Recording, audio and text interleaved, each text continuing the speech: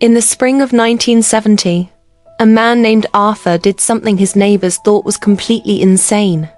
He took the entirety of his life savings, every single dollar he had made from a decade of brutal, bone-breaking farm work, placed it into a steel box, and buried it 6 feet under the soil. If you ask modern financial advisors, they'll tell you Arthur committed economic suicide. They'll talk about inflation, interest rates, and lost opportunity costs. But 50 years later, while Wall Street crashed, banks collapsed, and the purchasing power of the dollar plummeted by over 80%, Arthur didn't lose a dime.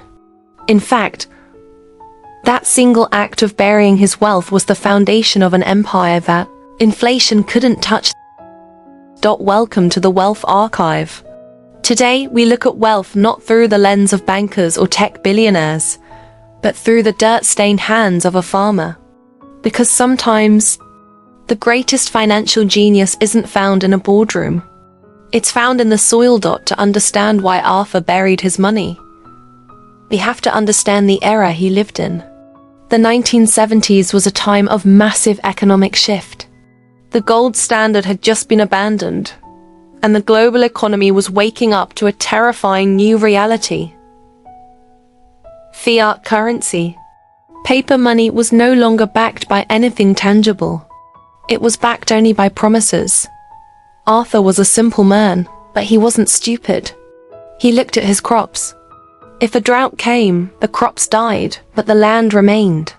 He looked at the paper money in his hand and realized it didn't have any intrinsic value. It couldn't feed his family.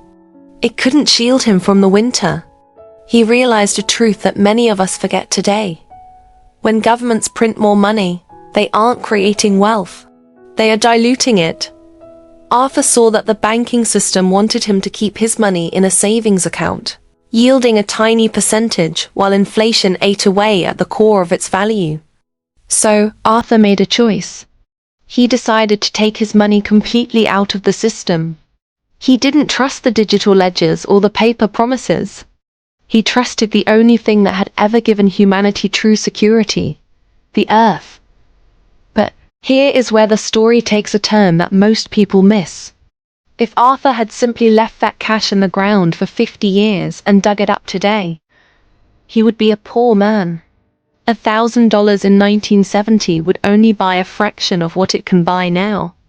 Arthur didn't just leave the money there to rot. The act of burying the cash was a psychological boundary. You see, Arthur didn't bury his money because he wanted to hide it forever. He buried it to protect it from himself and from the temptation of modern consumerism. Every time Arthur wanted to buy a luxury he didn't need, or invest in a flashy, hyped-up business scheme his neighbors talked about, he remembered the physical effort it would take to go out into the field and dig up his survival fund. Instead of spending, Arthur used the discipline of that buried box to change how he viewed wealth. He realized that true wealth isn't the currency you hold. It's the productive assets you own. While his neighbors used credit cards and bank loans to buy newer cars and bigger televisions, Arthur lived below his means. He used his daily farming profits to buy more land. Seed by seed, acre by acre. Fast forward 30 years. The economic crashes of 1987, 2000, and 2008 rocked the financial world. Millions of people saw their retirement accounts evaporate overnight. Paper wealth vanished into thin air. But what happened to Arthur? His farm had grown into an empire. Why? Because no matter how bad inflation gets, people still need to eat. The price of wheat went up. The price of corn went up. The value of his land skyrocketed. You see, inflation is a tax on paper. But inflation cannot touch tangible reality. If the dollar loses half its value, the farmer simply charges twice as many dollars for his crop. The intrinsic value stays exactly the same. Arthur had built a self-sustaining ecosystem that was entirely immune to the whims of central banks.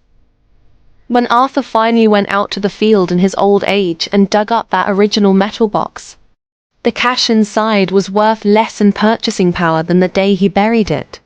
But it didn't matter, because that box had forced him to build a lifestyle of discipline, land ownership, and real production.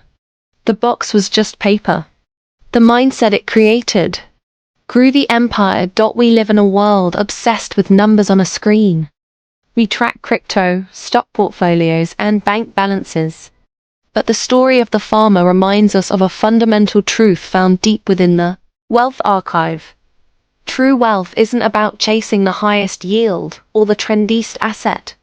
True wealth is about control, tangibility, and production. It's about building a life that doesn't rely on the stability of a fragile financial system. You don't need to literally bury a box of cash in your backyard. But you do need to ask yourself, what are you doing today to protect your wealth from the silent thief of inflation? Are you building on paper? Or are you building on solid ground? Thank you for stepping into the archive today. If this perspective shifted how you think about money, hit the subscribe button, leave a comment with your thoughts below, and join us for the next story. Until next time, keep building your archive.